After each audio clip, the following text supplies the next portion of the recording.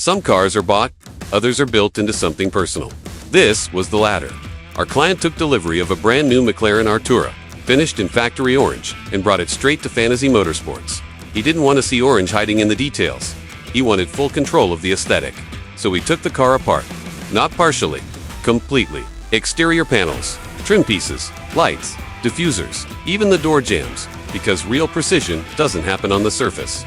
It starts underneath. Every panel was carefully prepped and corrected before protection was applied. The vehicle was then wrapped in Ceramic Pro Satin Black Shift PPF, a premium paint protection film designed not just to transform the look, but to protect the original finish. Impact resistance, UV protection, self-healing technology, protection that performs as good as it looks.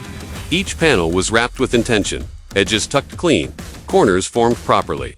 No overstretching, no exposed seams. The hood and rear diffuser were finished in forged carbon fiber, adding depth and contrast. Gloss black accents were applied selectively for balance. Even the inner door panels were wrapped because details matter. Only one element remained orange. The calipers, a deliberate contrast against the satin black finish. This wasn't just a color change, it was a full transformation.